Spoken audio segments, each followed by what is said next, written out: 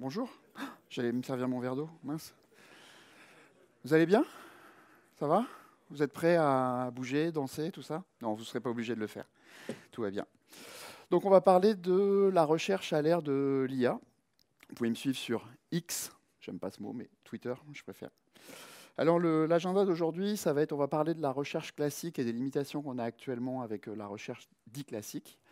On verra comment les modèles de machine learning ont révolutionné un petit peu et ont changé la donne. On va parler de recherche vectorielle beaucoup, la recherche hybride dans Elasticsearch, et puis on verra ensuite comment les modèles les LLM ou consorts interagissent avec Elasticsearch et comment ça a changé la donne. Pendant la session, vous verrez de temps en temps un petit bandeau commercial, comme ça, qui veut dire que, attention, la feature dont je parle est dans la version commerciale. Mais sinon, d'une manière générale, il n'y aura pas de bandeau. Donc vous saurez exactement ce qui est dans la version gratuite et dans la version payante. Alors Elasticsearch, vous savez peut-être, c'est pour chercher. Ah, c'est écrit là sur mon t-shirt aussi. Et c'est basé sur une bibliothèque super puissante qui s'appelle Apache Lucene, bibliothèque Java, 25 ans d'existence, à peu près, peut-être un peu plus, très performante. Et c'est vraiment le cœur d'Elasticsearch, c'est ce que expose Elasticsearch finalement aux utilisateurs. Est-ce que vous connaissez un petit peu cette phrase un peu iconique? Vous savez ce qu'il dit? Ce ne sont pas ces droïdes-là que vous cherchez. Alors quand je veux indexer ce texte avec Elasticsearch et donc Lucene derrière, qu'est-ce qui se passe? Il va se passer une phase d'analyse de texte. L'analyse de texte consiste à prendre le texte qu'on a en entrée, et avant de l'indexer, on va le transformer. Donc on va faire par exemple du filtrage de caractères, c'est la première partie, où on va enlever les caractères HTML qui ne nous intéressent pas. On va faire ensuite de la tokenisation, on va découper aux espaces, aux points, aux changements, lettres et chiffres, etc. le texte. Et on va fabriquer un ensemble de tokens. Et pour chacun de ces tokens, on va ensuite les faire passer par des filtres, on va les mettre en minuscules, on va appliquer des stop words qui vont enlever les mots courants de la langue, par exemple, ou faire du stemming ou ce genre de choses sur le texte. Et finalement, la phrase qu'on a va devenir quelque chose. Donc, these are not the droids you are looking for va devenir, au moment de l'indexation, droid you look. Alors, quand je vais chercher, je vais avoir un petit souci, c'est déjà je vais perdre la notion de la négation. En fait, je cherche des droïdes. Non, en fait, je ne les cherche pas, donc ce n'est pas exactement le même sens. Puis si je ne cherche pas droïde, je cherche machine, ça ne va pas fonctionner non plus. Alors on peut s'en sortir avec des synonymes, pourquoi pas, on peut faire ça. Mais là, j'ai clairement un problème de recherche, on va dire, sémantique. Je perds complètement la notion de sémantique. La recherche littérale et la recherche sémantique, ce n'est pas du tout la même chose. Okay. Et pour faire de la recherche sémantique, on doit utiliser ce qu'on va appeler une vector database. Alors vous savez, Elasticsearch c'est pour faire de la recherche, mais peut-être que vous ne savez pas encore que Elasticsearch c'est aussi pour faire de la recherche vectorielle. Et ça fait des années qu'on fait de la recherche vectorielle avec Elasticsearch, sauf que ce n'était pas populaire avant l'arrivée de ChatGPT et compagnie. Alors c'est quoi un vecteur? Il faut que je vous explique ça d'abord. Ça va être très basique.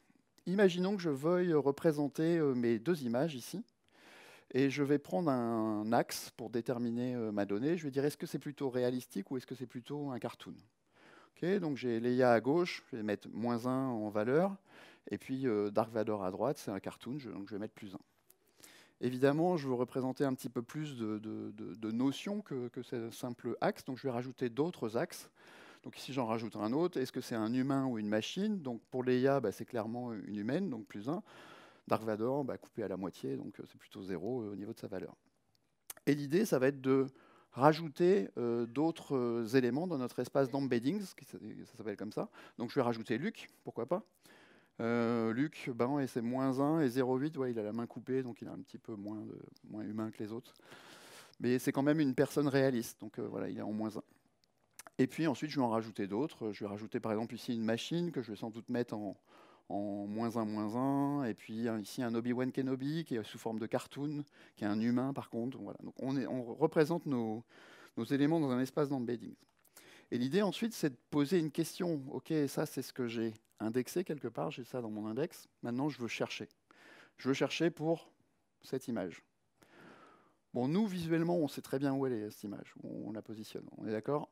elle va être plutôt en haut à gauche. Donc on s'attend à ce que la première personne, le premier hit qui vienne, ce soit Leia, parce que Yann Solo et Leia, tous les deux humains, tous les deux réalistes, ça devrait matcher assez bien. Après, ça devrait être Luke, probablement, qui est le plus proche, le vecteur le plus proche. Ensuite, alors là, je ne sais pas. Je ne sais pas choisir entre la machine en bas à gauche ou l'humain cartoon. Bon, je ne saurais pas lequel choisir, franchement. Par contre, ce que je sais, c'est qu'à l'opposé, je vais avoir Dark Vador, parce que lui, il est carrément à l'opposé du spectre. Ce qui va être... alors évidemment, là, j'ai représenté que 2 dimensions. Il y a beaucoup plus de dimensions dans notre système, mais ce n'est pas vraiment visualisable sur l'écran. Ce qui va être difficile, c'est de trouver comment on passe de notre entrée à nos vecteurs. Donc, qu'est-ce qu'on utilise pour ça? Donc, vous pouvez utiliser des modèles sur étagère. Et ce que je vous recommande de faire, de prendre des modèles sur étagère. Vous allez sur Hugging Face, il y a tout un tas de modèles disponibles. Et vous regardez, il y en a plein qui peuvent s'appliquer par exemple à du texte. Microsoft E5 est pas mal, par exemple, pour tout ce qui va être texte en français, notamment. Pour les images, vous avez OpenAI Script qui est pas mal, qui peut générer aussi des vecteurs. Et si ça ne marche pas, bah, il va falloir un peu triquer un petit peu le score d'élastique, je vous montrerai ça tout à l'heure, ou alors fabriquer votre propre modèle, mais alors là, il faut des gens qui savent exactement faire ce genre de choses, et de la donnée aussi. Alors attention entre l'entraînement et le use case réel. J'avais un collègue qui disait... typiquement, c'est bien si tu t'entraînes toute l'année, pendant 365 jours toute l'année, donc à faire un 100 mètres, tu ne vas pas pouvoir aller faire un marathon juste après. En fait, tu n'as pas été entraîné pour le bon use case. Okay, donc il faut vraiment vérifier que votre modèle correspond à exactement ce que vous voulez faire. Donc imaginons on a nos vecteurs. Donc,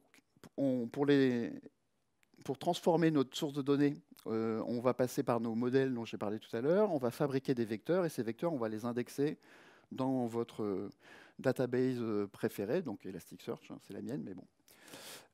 Et ensuite, au moment de la recherche, on va faire la même chose, on va prendre les données que l'on souhaite, sur lesquelles on souhaite requêter, on va fabriquer un vecteur, et le but, ça va être de trouver le vecteur le plus proche qui correspond au vecteur qu'on a indexé pour donner les résultats à l'utilisateur. Ce qu'on a fait tout à l'heure avec Leia, etc. Donc on peut indexer n'importe quoi. À partir du moment où vous pouvez représenter sous forme de vecteur quelque chose, c'est bon, ça va dans Elasticsearch. Donc on fera une démo tout à l'heure, par exemple, avec de l'audio. On va mettre de l'audio dans Elasticsearch. Ça va être marrant. Alors comment on indexe des vecteurs dans Elasticsearch? En fait, pour ceux qui connaissent déjà Elasticsearch, ça va être très basique. Pour ceux qui ne connaissent pas, voilà comment on fait en gros un appel HTTP à Elasticsearch pour indexer un document. C'est un petit peu différent de ça, mais vous avez l'idée. Donc ici, j'ai de la donnée qui vient d'un site marchand, j'ai du texte, j'ai de la description, j'ai un certain nombre d'informations. Donc vous voyez, c'est indexé. On envoie le document JSON comme ça vers Elasticsearch, et Elasticsearch va indexer toutes les données qu'il y a à l'intérieur. Quand on veut appliquer un modèle, en fait, il va falloir faire la génération des embeddings. Donc ce que vous pouvez faire, c'est prendre un script Python, vous utilisez PyTorch, vous exécutez votre modèle, et puis ensuite, une fois que vous avez généré les vecteurs qui représentent ce que vous voulez indexer, donc par exemple ici c'est mon texte description que j'ai représenté sous forme de vecteur, ce que vous voyez en jaune à droite, oui, c'est ce que je vais envoyer à Elasticsearch au niveau de l'indexation. Alors vous pouvez éventuellement indexer autre chose, vous pouvez indexer une image ça s'indexe aussi, hein, on la représente sous forme de vecteur. Et puis, pareil, on génère les vecteurs et clac, on envoie ça vers Elasticsearch. Commercial. Vous pouvez aussi utiliser les nœuds de machine learning qu'on a dans la suite Elastic. Donc, c'est dans la version payante, ça. Et vous pouvez, pour le texte seulement pour l'instant, on ne sait pas encore faire les images et le binaire, mais pour le texte, vous pouvez faire de l'inférence au moment de l'ingestion. Donc au lieu d'avoir un service supplémentaire que vous avez à déployer, maintenir, monitorer, etc., vous pouvez tout faire ça dans Elasticsearch directement.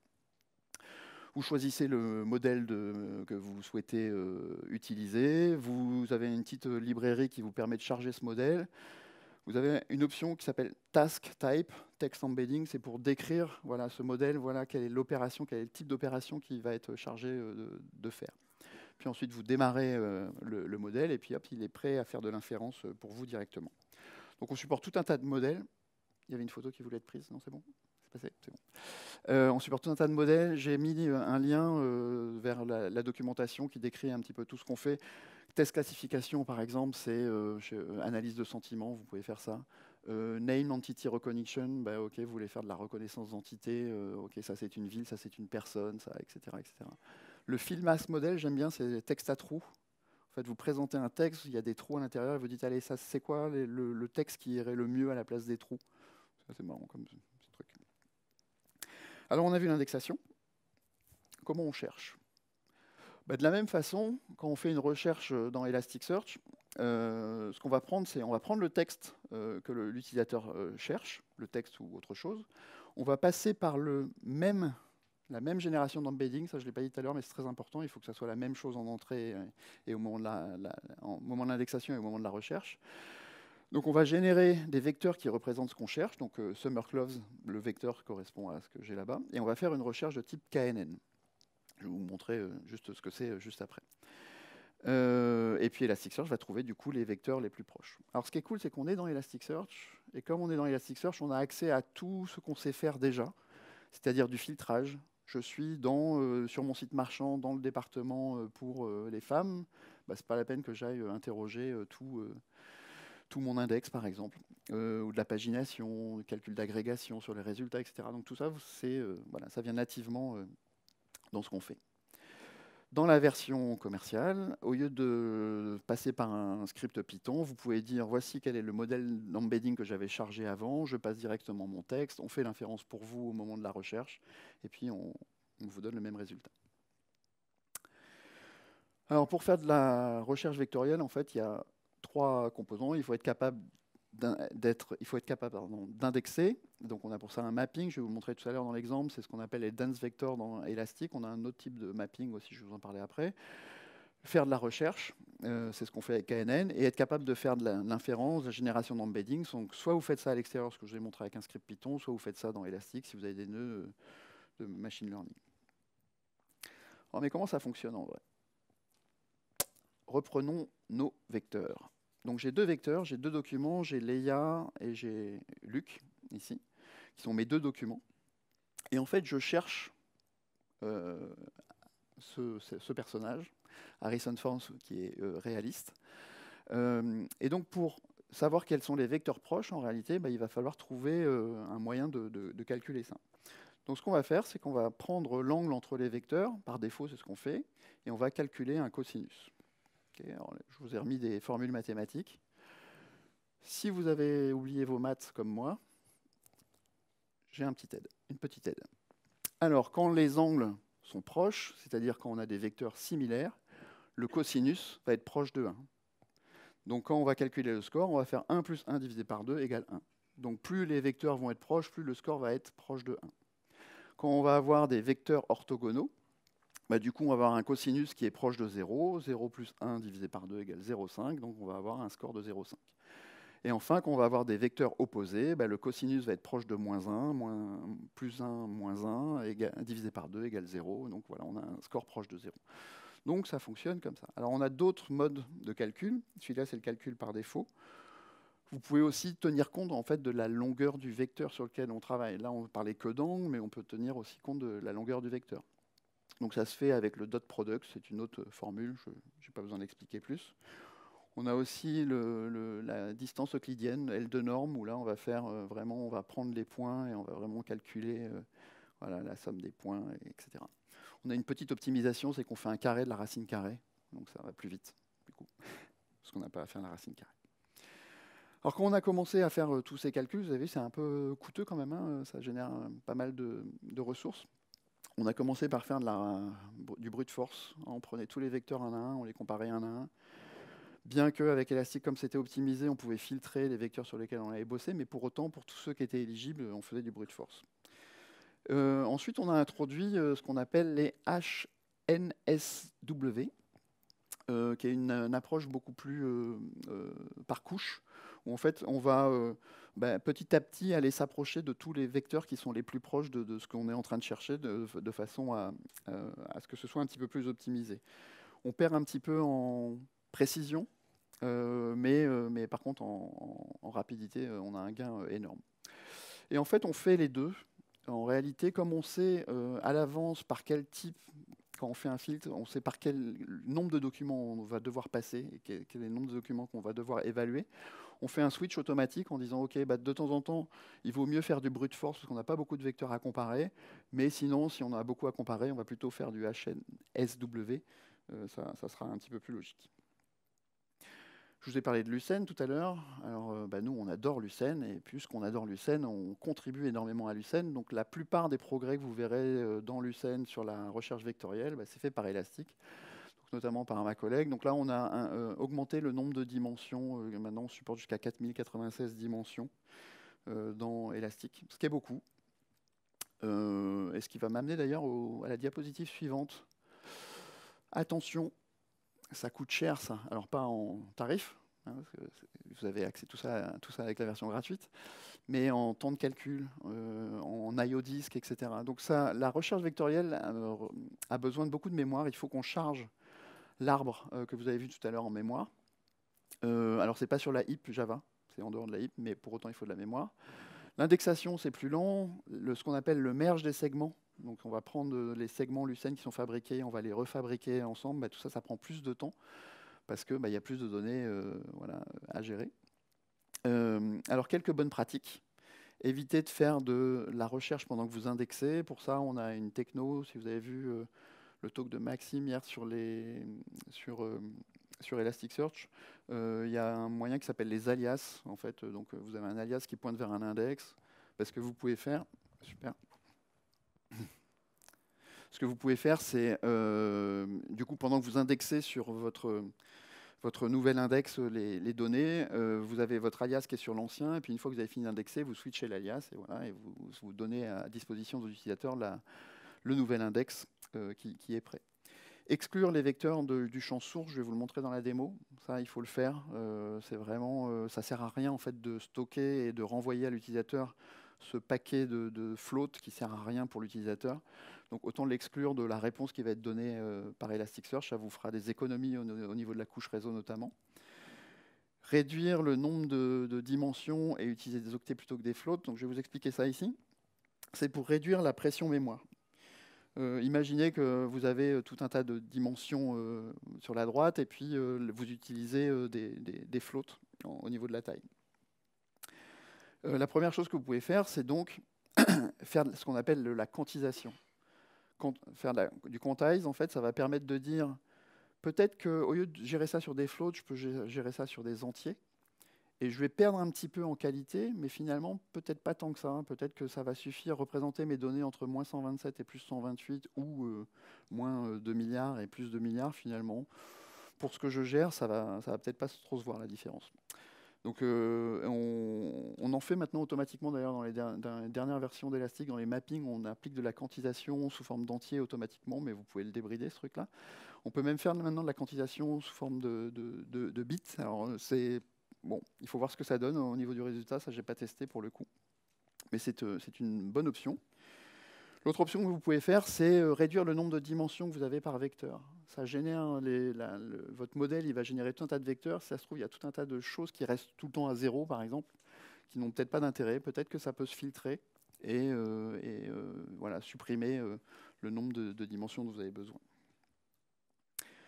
Ne vous faites pas abuser, y compris par nous. Okay. Faites vous-même vos benchmarks. Prenez votre cas d'utilisation. Tester les différents outils. Voilà, nous, nos benchmarks sont en ligne, sont publics, etc. Mais bon, c'est sur les données que nous avons jusqu'à présent. Ce que vous pouvez voir, c'est qu'à travers le temps, on s'améliore énormément sur la recherche vectorielle. Il y a des benchmarks qui circulent, qui sont plutôt fairs et qui montrent que on est dans le top. On n'est pas la meilleure, la plus rapide des solutions. Mais pour une solution qui est développée en Java sur une JVM, c'est quand même assez intéressant de voir le résultat. Et puis avec les nouvelles arrivées, toutes les nouvelles fonctionnalités de la JVM, avec le code natif qu'on va pouvoir exécuter, je pense qu'on devrait aller vers des jours encore meilleurs. Alors, on a parlé de la recherche tout à l'heure lexicale, de la recherche sémantique. Bah, peut-être qu'on peut mélanger un petit peu les deux mondes, pourquoi pas, et faire de la recherche hybride. On peut faire une recherche basée sur les termes, qu'on voyait au tout début de la présentation, notre recherche vectorielle, combiner tout ça dans une requête, et puis en fait avoir le meilleur des deux mondes. Alors ça se présente comment? Dans Elasticsearch, je fais une requête booléenne. La première partie, c'est un match sur le champ description, donc c'est du BM25 classique à l'ancienne, j'allais dire. Et puis dessous, je rajoute mes recherches KNN ou ma recherche KNN ici. Donc, et pareil sur le même texte description, mais cette fois, je vais générer Summer Clothes sous forme de vecteur. Et je vais chercher aussi sur la représentation vectorielle, avec la possibilité de faire du filtrage en pré-filter ou post-filter, comme vous voulez. On peut chercher sur plusieurs choses aussi, donc combiner de la recherche BM25 description toujours, avec la recherche sur des images, la recherche sur des titres, etc. Voilà ce que vous pouvez faire. Donc ça, jusqu'à présent, c'est ce qu'on appelle des vecteurs denses. On a rajouté aussi le support, alors ça c'est dans la version commerciale, une fonction qui s'appelle Elser, où on fait ce qu'on appelle de l'expansion de texte. Et là, ce n'est pas du vecteur dense, c'est du vecteur éparse. Comment on fait ça? En gros, on va définir quels sont les moteurs d'inférence qu'on peut utiliser pour faire de l'inférence dans Elasticsearch. Donc le premier, c'est Elser, celui dont je parlais juste avant, mais vous pouvez aussi dire je vais générer de l'inférence par OpenAI, par Hugging Face, etc. Choisissez ce que vous voulez. C'est bon pour la photo? Et une fois que vous avez fait ça, vous pouvez exécuter l'inférence. Donc par exemple sur Elser, si je mets cette phrase "These are not the droids you are looking for", plutôt que de me représenter des vecteurs avec juste des valeurs, en fait ce que ça va me représenter, c'est une sorte de synonyme à la volée. J'aime bien positionner ça comme ça. C'est dire ok, voici les synonymes en gros des textes que j'ai trouvés, mais c'est des synonymes pondérés. Okay. Donc le poids a de l'importance, c'est-à-dire que ok, Lucas c'est 0,5, donc ça a de l'importance. DR c'est 2,1, parce que droid, docteur, je ne sais pas, peut-être que ça correspond, space, etc. Donc on va utiliser ça au moment de la requête pour retrouver les documents. L'avantage c'est que c'est très rapide parce qu'on refait de la recherche BM25 mais pondérée, donc c'est très rapide. Ranking. Donc on peut faire de la recherche de termes, on peut faire de la recherche de similarité vectorielle, de la recherche Elser, donc le text expansion dont j'ai parlé. Et on peut combiner tout ça avec ce qu'on appelle le RRF. Alors comment ça marche ce truc-là? Et pourquoi? Le pourquoi, je vais vous l'expliquer juste après. Comment ça marche? On fait notre requête BM25, la première en vert. Ensuite, on fait notre requête Elser, text expansion en bleu. Notre recherche vectorielle en jaune. Et ensuite, on va faire du RRF. Alors, pourquoi on fait ça? C'est parce que je vais prendre juste avec l'exemple avec deux algorithmes de ranking. Si vous prenez simplement le score, il y a un algorithme de ranking qui va vous donner un score, par exemple ici, entre 0 et 1, qui est probablement ma recherche vectorielle KNN, qui a un score qui va entre 0 et 1. Et j'ai un deuxième algorithme de ranking, qui est peut-être BM25, qui va me donner des scores de 183 ici à 1341. Si je combine les scores, même en boostant le score de gauche, je risque d'introduire des choses qui ne sont pas terribles, et je risque, en fait, ou peut-être de ne pas voir du tout l'effet de mon premier algorithme de ranking. Donc ce qu'on fait avec RRF, c'est qu'on ne tient pas du tout compte du score, pardon. Par contre, ce qu'on va regarder, c'est les positions, le rang de chacun des documents dans les résultats. Donc on a une formule mathématique pour ça, mais qui est très simple à comprendre, c'est qu'en fait, je dis que le document A dans le premier algorithme de ranking est en position 1, le B est en position 2, etc. etc. Et je fais 1 plus, enfin cette valeur plus 60, ça me donne 1 plus 61. Ne me demandez pas 60, c'est une bonne valeur par défaut qu'on a trouvée, mais ça, vous pouvez le modifier. Et donc voilà, ça vous donne ces chiffres 61, 62, 63, 64, 65. On fait pareil pour le deuxième algorithme de ranking. On ne tient pas du tout compte du score, mais seulement de la position. Et on calcule ces valeurs. Et on les ajoute, tout simplement. Et ça nous donne nos résultats. Et ça nous permet de fusionner différentes méthodes de calcul de score, de ranking, qui n'ont aucun rapport l'une avec l'autre. La recherche BM25 et la recherche vectorielle, ce n'est pas du tout la même chose. Donc très pratique pour réordonner vos rankings, vos résultats.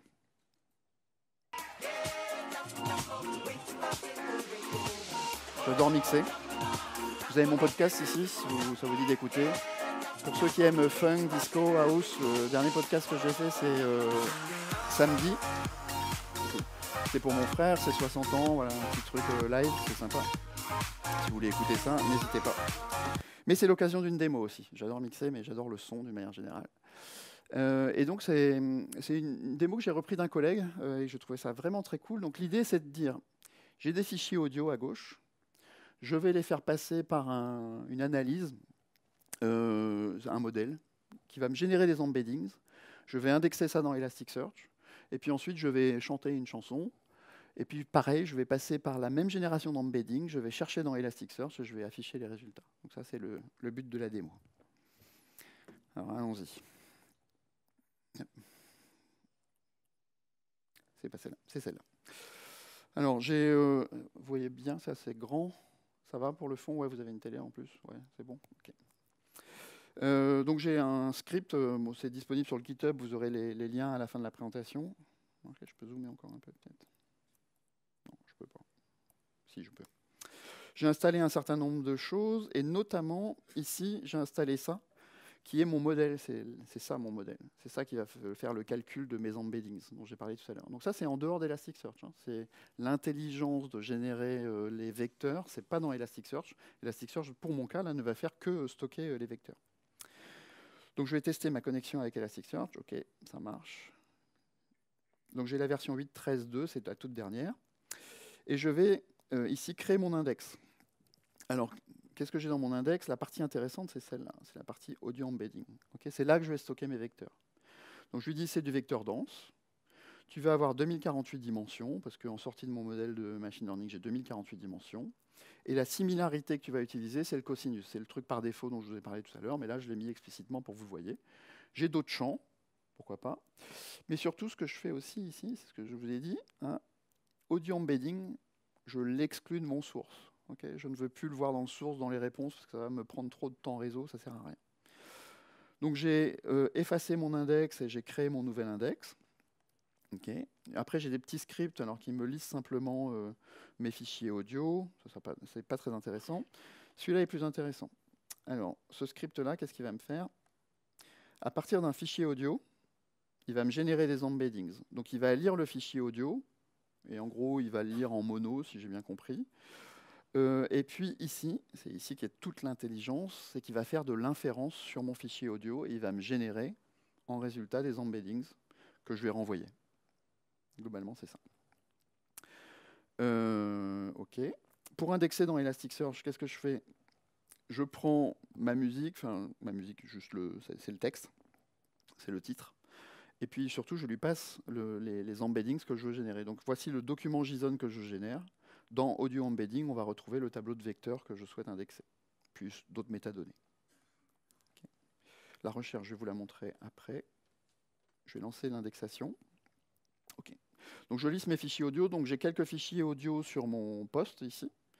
Okay. Et pour chacun des fichiers, okay, je vais les parcourir.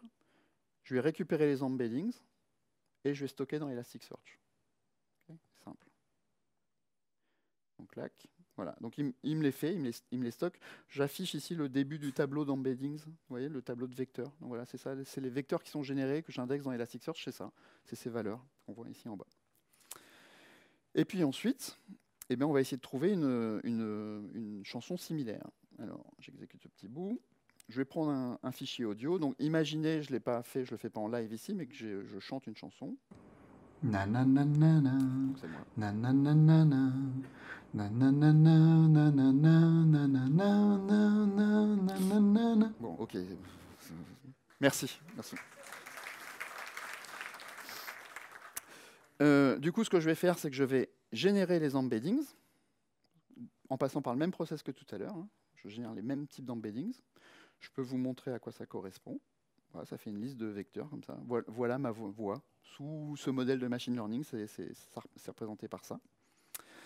Et puis ensuite, je vais exécuter une recherche. Alors, je l'exécute, ça ne prend pas longtemps, voilà, c'est fait. Je ne vous montre pas tout de suite le résultat, mais je vais vous montrer par contre le code qui est derrière ce truc-là. Alors, où elle est ma recherche? Elle est juste ici. Donc, qu'est-ce que c'est? c'est une requête de type booléenne. Je vérifie que le champ existe pour être sûr de ne pas faire de bêtises. Et je fais ma fameuse recherche KNN dont j'ai parlé tout à l'heure, en passant donc sur le champ sur lequel j'ai stocké mon audio, mais surtout en passant mon tableau de vecteurs à l'intérieur. Okay. Et j'exécute ma requête dans Elasticsearch très classiquement et je récupère les résultats.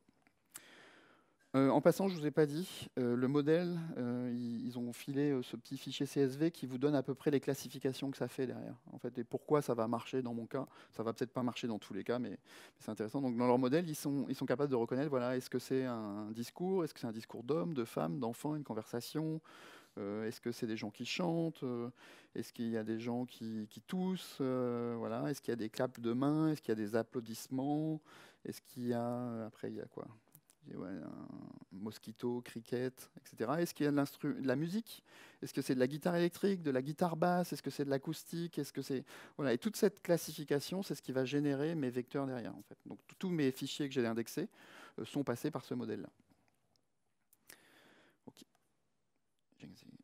J'en suis là. Donc j'ai fait ma recherche, j'ai eu un résultat, et je vais vous afficher les 5 premiers hits. Alors évidemment, je me retrouve moi-même en premier. Il y a un petit bug, j'ai remonté ça à l'équipe là récemment, parce qu'en fait je m'attendrais à avoir 100%, et non pas 99,99999. Et c'est un bug qui a été introduit entre la 8.11 et la 8.13, donc il y a une petite différence. C'est amusant. Néanmoins, ça donne le résultat auquel je m'attends, c'est que oui, c'est très très proche, mes vecteurs sont très très proches, donc voilà, tout va très bien. Par contre, j'ai un deuxième résultat, alors qui est un peu moins proche, mais quand même très proche, 94, donc les vecteurs sont quand même très très proches. Et puis ensuite, j'ai 88, 85, 84. Donc là, je vais afficher systématiquement le deuxième, parce que le premier, c'est moi-même, ça n'a aucun intérêt. Et donc le deuxième, c'est ça. Voilà,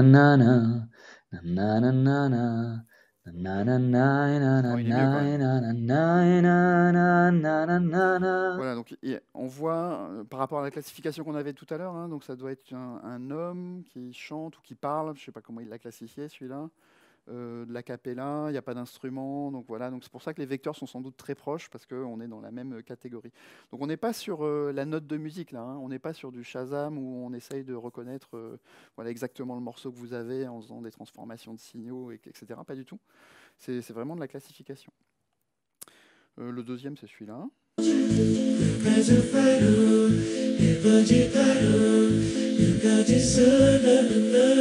Voilà, donc là, il y a un petit peu de musique derrière, mais il y a encore de la cappella, donc ok, c'est à peu près logique.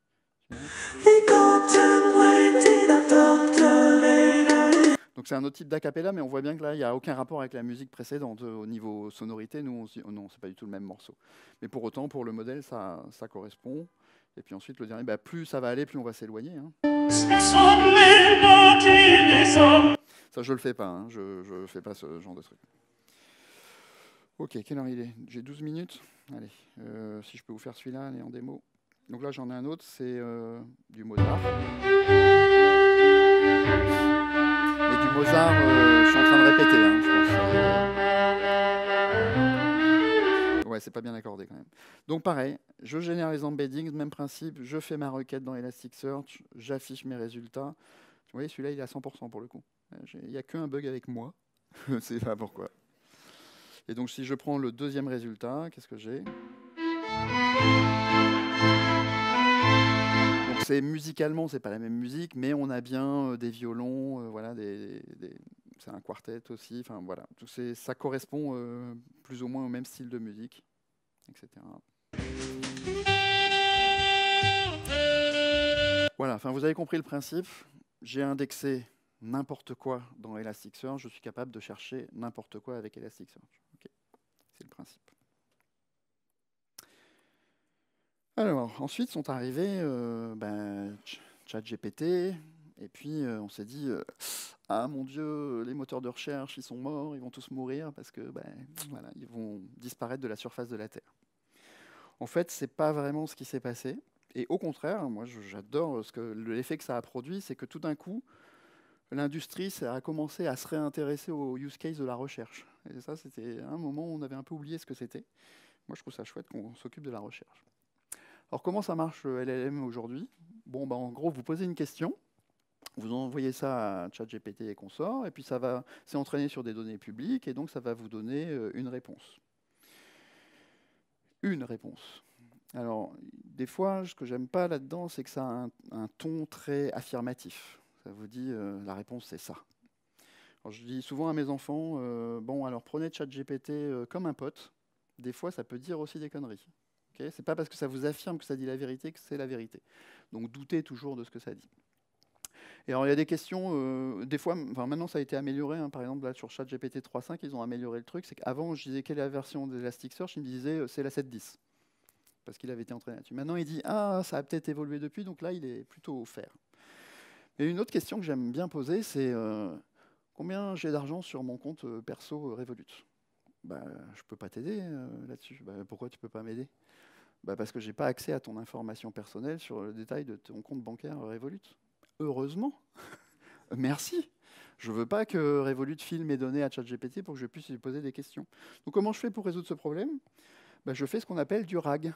Donc RAG, c'est en gros, je vais poser ma question, je vais aller interroger ma base de données vectorielle ou en faisant de la recherche classique ou ce que je veux, donc c'est-à-dire Elasticsearch, hein, traduisez, sur mes données métiers.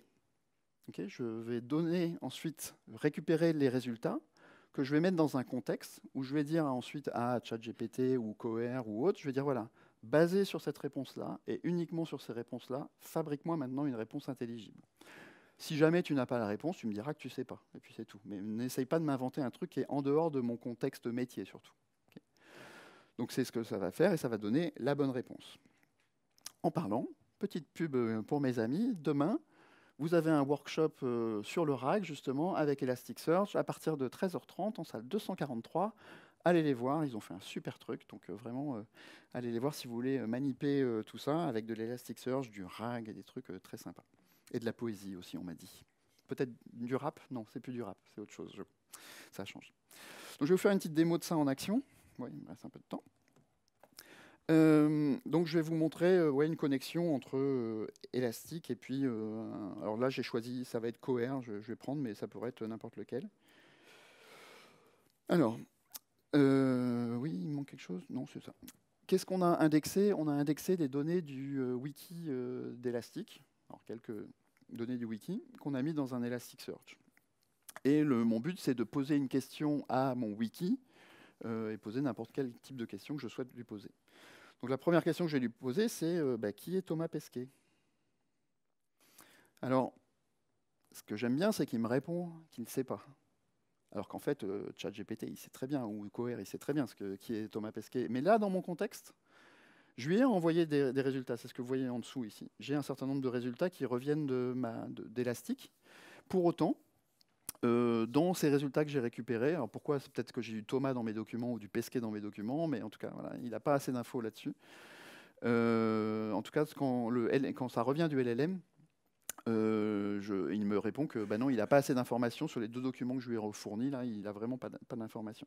Donc ça, c'est les deux documents que j'ai fournis dans le contexte, que j'ai envoyés dans le contexte. Je peux poser d'autres types de questions. Par exemple, ouais, qu'est-ce que... Ouais, what is NASA? Tiens, je vais la poser comme ça. What is NASA? Donc vous savez ce que c'est que la NASA? Ben, NASA, pour Elastic, c'est pas du tout l'agence spatiale. Ok, c'est la région américaine, nord et sud. Et ça fait partie de ce document, en fait. Voilà, on l'a sourcé. C'est dans ce document qu'il a trouvé l'information qui correspondait. Okay, donc là, on voit bien que je donne une information dans un contexte. Et c'est important pour donner ça à mes utilisateurs finaux, qu'ils aient vraiment une vraie réponse par rapport à leur contexte métier et à ce qu'ils veulent faire. Alors, je vais en faire une autre. Je vais faire ici. Alors, c'est quoi les compensations financières, enfin les augmentations, on va dire, pour les ingénieurs? Il va me dire, bah, je suis désolé, je ne sais pas. Alors, pourquoi il ne sait pas?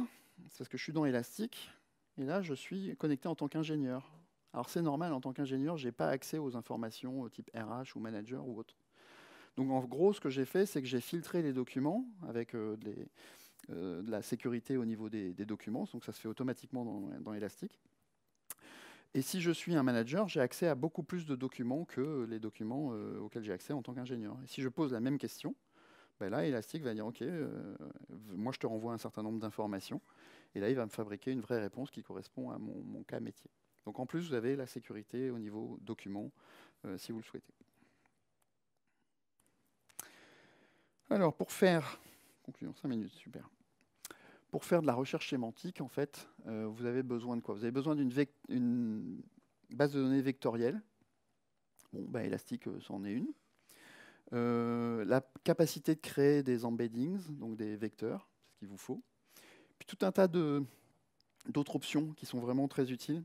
Donc ce que j'ai dit tout à l'heure, Document Level Security, typiquement, c'est ça qui me permet de faire, je suis manager, je suis ingénieur, je n'ai pas accès aux mêmes documents. L'autocomplétion, l'agrégation, du filtrage, tout ce que vous savez faire aujourd'hui avec Elasticsearch, tout un écosystème d'ingestion. Voilà, tout ça, c'est en fait ce que vous allez retrouver dans ce qu'on fait chez Elastic. Donc maintenant, vous pourrez dire Elasticsearch, c'est aussi pour la recherche sémantique. C'est ça le but. Voilà, c'est tout ce que j'ai pour vous. Merci de votre écoute.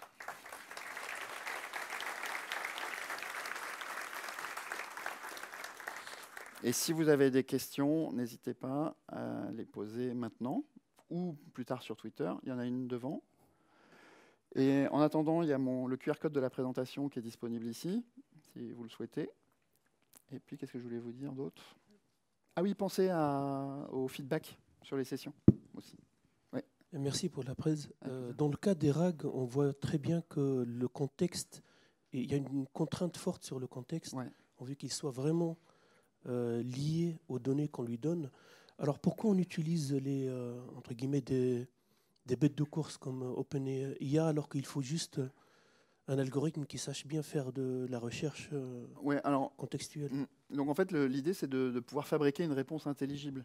Tu vas avoir tout un tas de documents qu'on va te renvoyer, des snippets des documents, et plutôt que l'utilisateur ait à aller chercher dans chacun des documents, voici ce que je peux extraire de ce document-là, on va lui dire, en gros, fabrique-moi un résumé de mon résultat, un résumé intelligible, ce que Elasticsearch ne va pas faire naturellement. Il va juste te donner des bouts de documents ou des documents. Okay. Donc c'est pour ça que tu l'enrichis.